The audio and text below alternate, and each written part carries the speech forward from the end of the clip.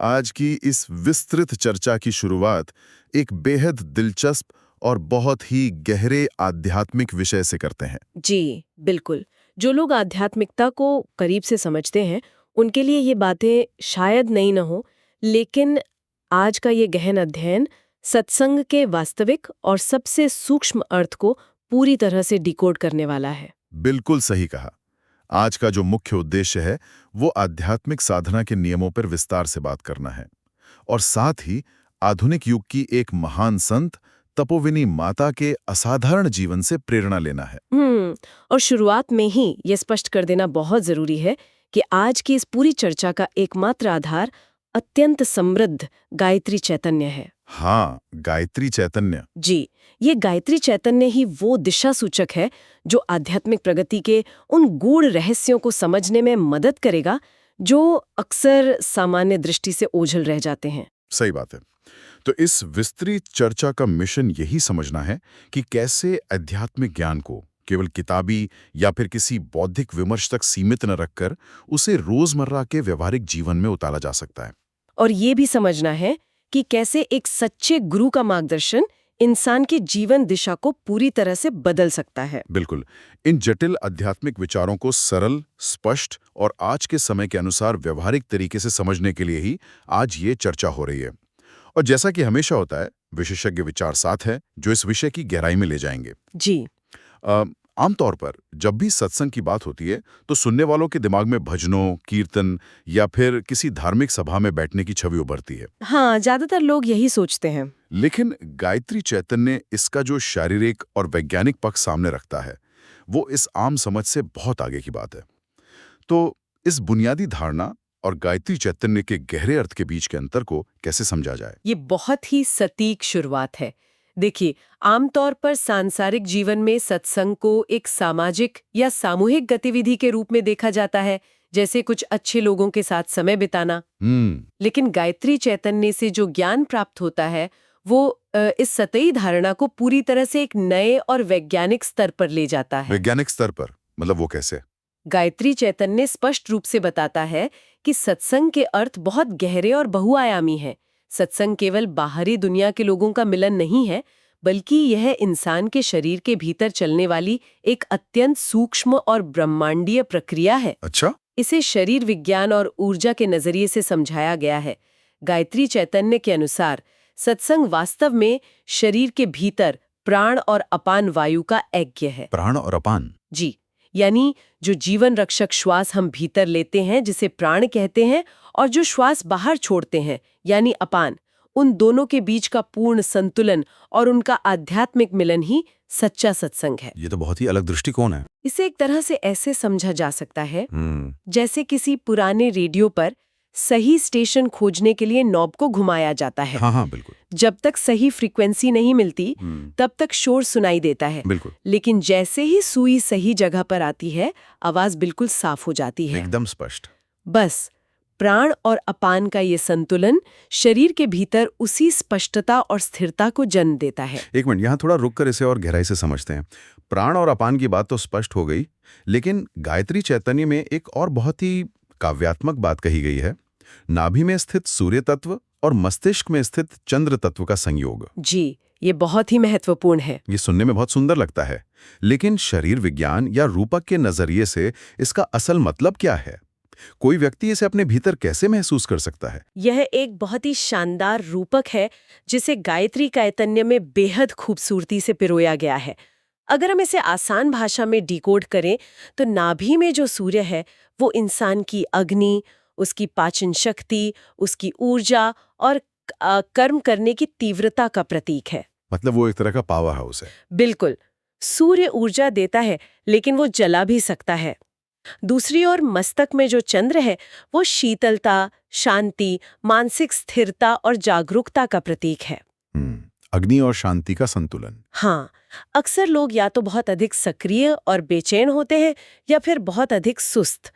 गायत्री चैतन्य यह समझाता है कि जब इंसान की प्रचंड ऊर्जा यानी सूर्य उसकी परम शांति और जागरूकता यानी चंद्र के साथ मिल जाती है तो उस अवस्था को सत्संग कहते हैं। तो ये भीतर का सत्संग हुआ। जी, यह जीव और परमात्मा के मिलन की वो सर्वोच्च अवस्था है जहां इंसान का व्यक्तिगत अहंकार पूरी तरह समाप्त हो जाता है और वो सीधे परम सत्य के साथ जुड़ जाता है। क्या बात है। ये एक ऐसी आंतरिक कार्यशाला बन जाती है जहां चित्त की सारी अशुद्धियां जल जाती हैं और आध्यात्मिक शंकाओं का पूरी तरह से निवारण हो जाता है। इसका मतलब है कि आध्यात्मिकता कोई बाहरी दिखावा या केवल कर्मकांड नहीं है, बल्कि ये शरीर और ब्रह्मांड को जोड़ने वाला एक अत्यंत सटीक आंतरिक विज्ञान है। बिल्कुल। ये एक ऐसी अवस्था है जहां मन स्वतः ही अंतर्मुखी होने लगता है। जी। इसी संदर्भ में गायत्री चैतन्य में आदिगुरु शंकराचार्य द्वारा रचित भज गोविंदम के 9वें श्लोक का जो संदर्भ दिया गया है वो बहुत ही महत्वपूर्ण है। हाँ, भज गोविंदम का वो श्लोक। सिद्धांत में तो यह बहुत अच्छा लगता है कि सत्य का संग इंसान को परम स्वतंत्रता की ओर ले जाता है, लेकिन ये पूरी प्रक्रिया काम कैसे करती है? गायत्री चैतन्य इस श्लोक के माध्यम से मुक्ति के इस क्रमिक विकास को किस प्रकार समझाता है, जिसे एक आध्यात्मिक सीढ़ी की तरह देखा जा सकता है? अगर हम गायत्री चैतन्य के नजरिए से इस पर विचार करें तो आदि गुरु शंकराचार्य का ये श्लोक वास्तव में आध्यात्मिक यात्रा का सबसे सटीक और वैज्ञानिक रोड मैप है। श्लोक कहता है, सत्संगत्वे निस्संगत्वम, निस्संगत्वे निर्मोहत्वम, निर्मोहत्वे निश्चलतत्वम, निश्चलतत्वे जीवन मुक्ति। इस क्रम को थोड़ा सरल भाषा में समझते हैं। जी, ये मुक्ति का एक बहुत ही स्पष्ट और तार्किक क्रम है। सबसे पहले आता है सत्संग, यानी सत्य का संग। जब कोई इस सत्य के संपर्क में आता है तो उससे वैराग्य उत्पन्न होता है, जिसे निस्संगत्व कहा गया है। वैराग्य का नाम सुनते ही अक्सर लोग डर जाते हैं कि सब कुछ छोड़ना पड़ेगा। यही तो गलतफहमी है।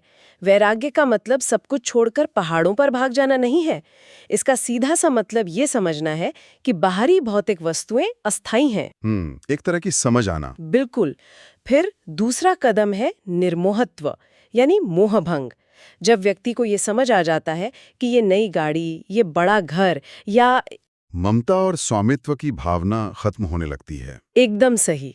इसके बाद तीसरी और सबसे महत्वपूर्ण अवस्था आती है निश्चल तत्व।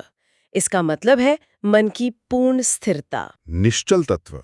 इसे ऐसे समझ सकते हैं कि इंसान के आसपास दुनिया भर का शोर हो रहा हो, जीवन में उथल पुथल मची हो, लेकिन उसके अंदर का सिस्टम पूरी तरह से शांत और स्थिर है। और अंततः यही निश्चल अवस्था जीवन मुक्ति यानी मोक्ष की ओर ले जाती है। ये कदम दर कदम चलने वाली एक ऐसी यात्रा है जिस पर चढ़कर परम सत्य का अनुभव किया जा सकता है। जी। अभी हमने मन के पूरी तरह स्थिर हो जाने की बात की। सिद्धांत रूप में ये यात्रा बहुत तार्किक और स्पष्ट लगती है, लेकिन क्या कोई इंसान सच में इस तरह की स्थिरता और वैराग्य हासिल कर सकता है? ये सवाल बहुत स्वाभाविक है। और इसी सवाल का जवाब देने के लिए गायत्री चैतन्य में एक बहुत ही वास्तविक और विस्मयकारी कहानी मौजूद है। ये कहानी कर्नाटक के उडुपी में जन्मी वारिजा नाम की एक साधारण लड़की की है, जो बाद में चलकर तपोवनी माता या असुभद्रा माता जी के नाम से विख्यात हुई। जी, तपोवनी माता का जीवन चरित्र। एक तटीय शहर में पैदा हुई एक सामान्य कन्या का एक महान आध्यात्मिक विभूति में बदल जाना, ये सफर अपने आप में बहुत कुछ सोचने पर मजबूर करता है। उनके इस रूपांतरण और आध्यात्मिक यात्रा की शुरुआत के बारे में गायत्री चैतन्य क्या विशेष जानकारी देता है? वारिजा से तपोवनी माता बनने का ये रूपांतरण सच में ये सिद्ध करता है कि पिछले जन्मों के सुकृत या अर्जित संस्कार किस तरह इंसान के जीवन का रास्ता तय कर देते हैं। गायत्री चैतन्य बहुत ही विस्तार से बताता है कि उडुपी की वो साधारण कन्या वास्तव में एक महान आध्यात्मिक उद्देश्य के साथ जन्मी थी। उनका पूरा जीवन एक नारायण संकल्प था। उनका जीवन कैसे बदला? उनकी आध्यात्मिक यात्रा में सबसे बड़ा और निर्णायक मोड़ तब आया जब वे उडुपी के प्रसिद्ध पेजावर मठ के श्री श्री विश्वेश तीर्थ की शिष्या बनी। यानी गुरु का जीवन में आना। एक साधना और सेवा के लिए समर्पित कर दिया। उनकी चेतना और साधना का स्तर इतना ऊंचा था कि उन्होंने आध्यात्मिक क्षेत्र में वो मुकाम हासिल किया जो बहुत कम लोग कर पाते हैं। गायत्री चैतन्य में इसका प्रमाण भी है शायद। हाँ, गायत्री चैतन्य इस बात की पुष्टि करता है कि श्री श्री वल्लभ चैतन्य महाराज जैसे सिद्ध संतों ने भी उन्हें अपनी आध्यात्मिक माता और गुरु माता के रूप में स्वीकार किया। जब बड़े बड़े संत किसी को ये दर्जा देते हैं तो ये स्पष्ट हो जाता है कि उनके भीतर जागृत हुई आध्यात्मिक ऊर्जा सर्वोच्च स्तर की थी। लेकिन यहाँ एक बहुत ही स्वाभाविक सवाल उठता है। गायत्री चैतन्य बताता है कि तपोवनी माता ने ऊंचे और दुर्गम हिमालय की एक बेहद एकांत गुफा में लगातार 9 वर्षों तक अकेले साधना की। जी, 9 साल तक। हिमालय जैसी जगह जहां मौसम पल पल बदलता है, जहां कड़कती ठंड खून जमा देती है, वहां इतने साल अकेले बिताना, क्या इसे दुनिया और समाज से भागना नहीं कहा जाएगा?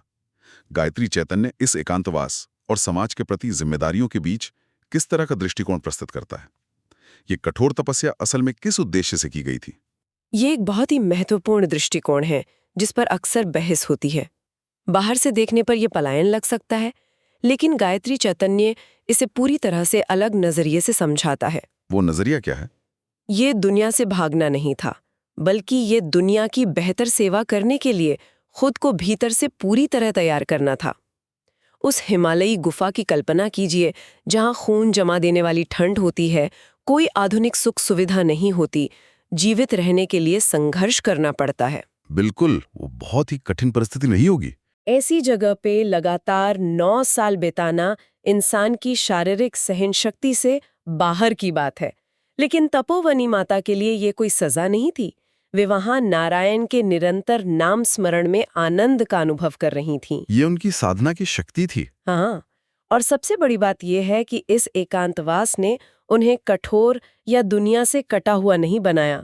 गायत्री चैतन्य में उनकी साधना के 2 बहुत ही सुंदर और विपरीत पहलुओं का वर्णन है। वो 2 पहलू कौन से हैं? सर्दियों में जब बर्फ के कारण वहां पहुंचना असंभव होता था, तब वे पूरी तरह से एकांत में निराकार ईश्वर से जुड़ती थीं।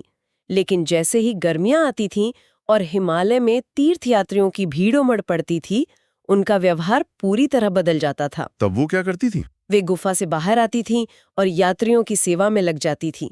गायत्री चैतन्य ये स्पष्ट करता है कि वे ये सेवा किसी सामाजिक कर्तव्य के रूप में नहीं, बल्कि हर तीर्थयात्री के भीतर साक्षात भगवान कृष्ण का रूप देकर करती थीं। एकांत में तपस्या और भीड़ में सेवा, ये संतुलन सच में आंखें खोलने वाला है। हर इंसान में कृष्ण को देखना और उसी भाव से उनकी सेवा करना, ये सिखाता है कि आध्यात्मिकता केवल आंखें बंद करके किसी गुफा में बैठने तक सीमित नहीं है, बल्कि आंखें खोलकर पूरी दुनिया की सेवा करने में भी है। जी बिल्कुल। ध्यान की असली परीक्षा यही है कि व्यक्ति समाज के साथ कैसा व्यवहार करता है। इस पूरी कहानी से प्रेरणा लेते हुए अगर कोई व्यक्ति रोजमर्रा की व्यस्त जिंदगी में साधना करना चाहे, तो उसके लिए क्या मार्ग है? गायत्री चैतन्य के आधार पर दैनिक जीवन में साधना के क्या नियम और सिद्धांत बताए गए हैं? गायत्री चैतन्य इस विषय पर बहुत ही स्पष्ट और जमीन से जुड़ा हुआ मार्गदर्शन प्रदान करता है। सबसे पहली और सबसे बड़ी बात जो गायत्री चैतन्य समझाता है, वो है कर्म और धर्म के बीच का संबंध। कर्म और धर्म? आमतौर पर समाज में ये माना जाता है कि काम या नौकरी पैसे के लिए की जाती है और मंदिर या पूजा पाठ धर्म के लिए। लेकिन गायत्री चैतन्य यहाँ नजरिए का एक बहुत बड़ा बदलाव लाता है। वो बदलाव क्या है? ये बताता है कि प्रत्येक जीव अपने पिछले कर्मों के साथ इस दुनिया में जन्म लेता है। इसलिए व्यक्ति को ऐसे कर्म करने चाहिए जो उसे ऊंचाइयों की ओर ले जाए। इसका सबसे सीधा तरीका ये है कि इंसान अपने काम को ही अपना धर्म बना ले। यानी काम ही पूजा है। जी, गायत्री चैतन्य एक बहुत ही शक्तिशाली सूत्र देता है। कर्म हमेशा भगवान के लिए होना चाहिए और सेवा हमेशा लोगों के लिए होनी चाहिए। जब कोई व्यक्ति बिना किसी स्वार्थ के अपने काम को पूरे ईमानदारी से करता है, तो उसका वो सामान्य कर्म ही उसका धर्म और उसकी साधना बन जाता है। ये बहुत ही व्यावहारिक सूत्र है। इसके अलावा गायत्री चैतन्य आहार और विचार के गहरे संबंध पर भी बहुत जोर देता है। ये स्पष्ट करता है कि बिना किसी अनुचित श्रम या बेईमानी के ईमानदारी से प्राप्त किया गया सात्विक आहार ही बुद्धि को सकारात्मक बनाता है। जैसा अन्न वैसा मन? बिल्कुल। व्यक्ति जैसा अन्न ग्रहण करता है, वैसा ही उसका मन और विचार बनता है। इसलिए सात्विक आहार केवल शरीर के लिए नहीं, बल्कि आध्यात्मिक साधना के लिए एक अनिवार्य शर्त है। आहार और विचार का ये सीधा संबंध बहुत तार्किक है। अक्सर लोग साधना को केवल सुबह शाम के कुछ घंटों के ध्यान तक सीमित मान लेते हैं, लेकिन गायत्री चैतन्य ये स्पष्ट करता है कि इंसान जो खाता है, जो सोचता है, जो काम करता है, वो सब साधना का ही एक अटूट हिस्सा है। एकदम सही। इसके अलावा आजकल की भागदौड़ भरी जिंदगी में, जहां इंसान हमेशा कई तरह के कामों और विचारों में उलझा रहता है, वहां ईश्वर से निरंतर जुड़े रहना कैसे संभव है? गायत्री चैतन्य निरंतर स्मरण यानी हर पल जागरूकता बनाए रखने के बारे में क्या कहता है? निरंतर स्मरण ही वह चाबी है जो इंसान को इस शोर शराबे वाली दुनिया में रहते हुए भी भीतर से शांत और अलग रखती है। गायत्री चैतन्य इसके लिए एक बहुत ही सरल लेकिन अत्यंत प्रभावशाली नियम बताता है। हमेशा जीभ पर भगवान का नाम होना चाहिए और हाथों में भगवान के लिए सेवा होनी चाहिए। जीभ पर नाम और हाथों में सेवा। जी, इसका मतलब ये नहीं है कि व्यक्ति अपना काम छोड़कर सिर्फ नाम जपता रहे।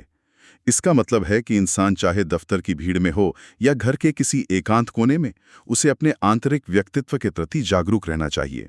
हर पल एक तरह की जागरूकता। हाँ, हर काम करते समय मन में ये भावना होनी चाहिए कि एक परम सत्ता साक्षी रूप में सब देख रही है। कर्म करना इंसान के हाथ में है, लेकिन उसका जो भी परिणाम आए उसे परमात्मा के चरणों में अर्पित करके प्रसाद के रूप में स्वीकार कर लेना चाहिए।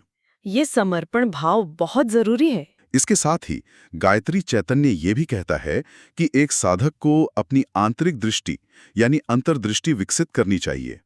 बाहरी आंखें केवल भौतिक दुनिया और उसके प्रलोभनों को देखती हैं, लेकिन जब इंसान की आंतरिक दृष्टि खुलती है तो वो एक गवाह की तरह अपने ही विचारों और कार्यों को देखने लगता है, जिसे हम साक्षी भाव कहते हैं। बिल्कुल, यही दृष्टि सही और गलत का असली बोध कराती है। निरंतर स्मरण और आंतरिक दृष्टि के इस महत्वपूर्ण पहलू को समझने के बाद अब चर्चा को उस सर्वोच्च शक्ति की ओर मोड़ते हैं जिसके बिना ये पूरी आध्यात्मिक यात्रा कभी शुरू ही नहीं हो सकती, यानी गुरु की महिमा। जी, गुरु के बिना ये सब संभव नहीं है। तपोवनी माता के जीवन में भी यह स्पष्ट दिखा कि कैसे एक सच्चे गुरु के मार्गदर्शन ने उनकी पूरी दिशा बदल दी।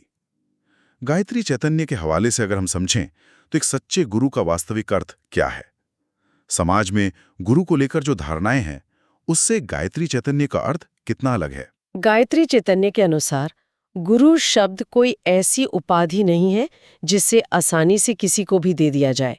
इस शब्द का वास्तविक और सबसे गहरा अर्थ ही भगवत प्राप्ति है। भगवत प्राप्ति ही गुरु है। जी, गुरु वह सर्वोच्च चेतना है जो इंसान को खुद से मिलाती है, उसे आत्म साक्षात्कार का सही मार्ग दिखाती है। मानव मन का स्वभाव ही बहुत चंचल है। वह हर समय दुनिया की अनगिनत चीजों, इच्छाओं और चिंताओं के पीछे भागता रहता है। मन तो भटकता ही रहता है। लेकिन गायत्री चैतन्य स्पष्ट करता है कि जब वही भटकता व चंचल मन एक सच्चे गुरु पर केंद्रित हो जाता है, तो उसकी सारी भटकन, सारी दौड़ भाग उसी पल रुक जाती है। क्या बात है! जब किसी को जीवन में सच्चा गुरु मिल जाता है और वो अपना अहंकार त्याग कर पूरी तरह से समर्पित हो जाता है, तो फिर जीवन में बाहर कुछ और खोजने की कोई जरूरत ही नहीं रह जाती। गुरु वो प्रकाश है जो जन्मों जन्मों के अज्ञान के अंधेरे को मिटाकर जीवन को स्पष्टता से भर देता है। जब मन गुरु पर केंद्रित होता है तो सारी भटकन खत्म हो जाती है। ये बात बहुत गहराई लिए हुए है। इसी आध्यात्मिक जुड़ाव के संदर्भ में गायत्री चैतन्य मंत्र दीक्षा का एक बहुत बड़ा महत्व बताता है। मंत्र दीक्षा एक बहुत ही विशेष प्रक्रिया है। आमतौर पर लोग मंत्र को केवल कुछ संस्कृत शब्दों का समूह या कोई जादुई मंत्र मान लेते हैं, लेकिन गायत्री चैतन्य इसके पीछे के विज्ञान को कैसे समझाता है। मंत्र दीक्षा के माध्यम से गुरु और शिष्य के बीच ये संबंध कैसे काम करता है? गायत्री चैतन्य मंत्र दीक्षा को एक बहुत ही वैज्ञानिक और ऊर्जावान प्रक्रिया के रूप में सामने रखता है। ये केवल एक कान में कुछ शब्द फुसफुसाने की क्रिया नहीं है। तो ये क्या है? जब एक सच्चा गुरु अपने शिष्य को मंत्र दीक्षा देता है, तो उस मंत्र के माध्यम से गुरु और शिष्य के हृदय के तार हमेशा के लिए आपस में जुड़ जाते हैं। ये एक ऐसा संपर्क है जो बिना किसी भौतिक माध्यम या दूरी के काम करता है। मतलब कोई फिजिकल कनेक्शन जरूरी नहीं है। बिल्कुल। गायत्री चैतन्य बताता है कि दीक्षा के बाद शिष्य का जीवन पूरी तरह से एक नई दिशा में मुड़ जाता है। और सबसे महत्वपूर्ण बात यह है कि दीक्षा देने के बाद गुरु कभी भी शिष्य से अलग नहीं होते। वो कैसे? गुरु हमेशा उस मंत्र रूप में शिष्य के भीतर निवास करते हैं। जब भी शिष्य पूरी श्रद्धा से उस मंत्र का स्मरण करता है, वो सीधे अपने गुरु की चेतना और उनकी ऊर्जा से जुड़ जाता है। लेकिन यहाँ गायत्री चैतन्य एक और बहुत ही व्यवहारिक और कड़वी सच्चाई सामने लाता है: सद्गुरु की परीक्षा। सद्गुरु की परीक्षा? क्या एक सच्चा गुरु भी अपने शिष्य की परीक्षा लेता है? ये प्रक्रिया कैसे काम करती है? बिल्कुल। गायत्री चैतन्य स्पष्ट करता है कि जब किसी को सच्चा सद्गुरु मिलता है, तो वो शिष्य को आसानी से स्वीकार नहीं कर लेते। गुरु की कृपा प्राप्त करने के लिए शिष्य को कई कठिन कसौटियों से गुजरना पड़ता है। गुरु परीक्षा क्यों लेते हैं? गुरु समय समय पर शिष्य की मानसिक क्षमता, उसकी निष्ठा, उसके समर्पण भाव और उसके नियमों की बहुत ही कड़ी परीक्षा लेते हैं। गायत्री चैतन्य इसे एक बहुत ही सुंदर उदाहरण से समझाता है। ठीक वैसे ही जैसे एक मूर्तिकार एक साधारण ऊबड़-खाबड़ पत्थर को लगातार अपनी छेनी और हथौड़े से तराशता है। पत्थर और मूर्तिकार का उदाहरण? जी, पत्थर को छेने की चोट से दर्द जरूर होता है, लेकिन उसी चोट से उसके भीतर छिपी हुई एक सुंदर मूर्ति बाहर आती है। गुरु भी शिष्य के अहंकार, उसके मोह और उसकी पुरानी धारणाओं रूपी पत्थर पर चोट करके उसे परम शुद्ध और आध्यात्मिक रूप से मजबूत बना देते हैं। मूर्तिकार द्वारा पत्थर को तराशने का ये उदाहरण बहुत ही सटीक है। ये समझाता है कि आध्यात्मिक मार्ग पर जो भी कठिनाइयां या मानसिक संघर्ष आते हैं, वे वास्तव में गुरु की कृपा ही हैं, जो शिष्य को अंदर से निखारने का काम कर रहे होते हैं। एकदम सही। तपोवनी माता के जीवन की इस अद्भुत यात्रा और गायत्री चैतन्य में छिपे इन अमूल्य आध्यात्मिक रहस्यों को जो लोग और भी अधिक गहराई से पढ़ना और समझना चाहते हैं, उनके लिए गायत्री चैतन्य में एक बहुत ही उपयोगी जानकारी दी गई है। जी, ये जानना बहुत जरूरी है। तपोवनी माता का ये विस्तृत जीवन चरित्र हिंदी, कन्नड़ और अंग्रेजी भाषाओं में उपलब्ध है। गायत्री चैतन्य में दी गई जानकारी के अनुसार इस प्रेरणादायक साहित्य को प्राप्त करने के लिए अनिता अरविंद सराफ के साथ साथ नरेंद्र शेट्टी से उनके नंबर 9920075306 पर और चंद्रमोहन अरोड़ा से 7011368774 पर संपर्क किया जा सकता है। बिल्कुल। ये उन सभी के लिए एक मार्गदर्शक साबित हो सकता है जो आध्यात्मिक पथ पर कुछ ठोस कदम उठाना चाहते हैं। मिकता कोई किताबी ज्ञान या केवल चर्चा का विषय नहीं है। गायत्री चैतन्य इसे एक बहुत ही व्यवहारिक, अनुशासित और हर पल जिए जाने वाले मार्ग के रूप में प्रस्तुत करता है। इस मार्ग की शुरुआत सही अर्थों में सत्संग से होती है, जहां भीतर के प्राण और अपान का संतुलन होता है। यही संतुलन इंसान को वैराग्य से होते हुए जीवन मुक्ति यानी मोक्ष तक ले जाता है। और तपोवनी माता का जीवन इसका सबसे बड़ा उदाहरण है। बिल्कुल, तपोवनी माता का जीवन इस बात का सबसे बड़ा और साक्षात प्रमाण है कि कैसे निरंतर साधना, सात्विक आहार, विचार, दुनिया के हर इंसान में ईश्वर को देखने की दृष्टि और एक सच्चे गुरु के प्रति बिना किसी शर्त का समर्पण इंसान को आध्यात्मिक शिखर तक पहुंचा सकता है। ये सचमुच एक अद्भुत यात्रा है। ये एक ऐसा जीवन जीने की कला है जिसमें व्यक्ति का सामान्य कर्म ही उसका धर्म बन जाता है और दूसरों की निस्वार्थ सेवा ही सर्वोच्च प्रार्थना बन जाती है। बिल्कुल सही कहा। आध्यात्मिकता जीवन से भागना नहीं है, बल्कि जीवन को उसकी संपूर्णता, उसके उच्चतम उद्देश्य और पूर्ण संभावना के साथ जीना है। जी। इसी विचार के साथ गायत्री चैतन्य पर आधारित आज की इस विस्तृत चर्चा को यहीं विराम देने का समय आ गया है। लेकिन जाने से पहले गायत्री चैतन्य से मिले इस अद्भुत ज्ञान के प्रकाश में सुनने वालों के मन में विचार करने के लिए एक बहुत ही गहरा और प्रासंगिक प्रश्न छोड़ना बेहद आवश्यक है। जी हाँ। आज के इस अत्यंत आधुनिक, तेज रफ्तार और सूचनाओं से भरे युग में, जहां हर व्यक्ति लगातार मोबाइल स्क्रीन, सोशल मीडिया और डिजिटल दुनिया के शोर से 24 घंटे घिरा हुआ है, ये आत्ममंथन करना बहुत जरूरी है कि हमारा रोजमर्रा का सत्संग असल में किसके साथ हो रहा है। ये बहुत ही सोचने वाली बात है। हमारी आंखें और हमारा मन हर दिन किस तरह के विचारों और सामग्री का संग कर रहे हैं?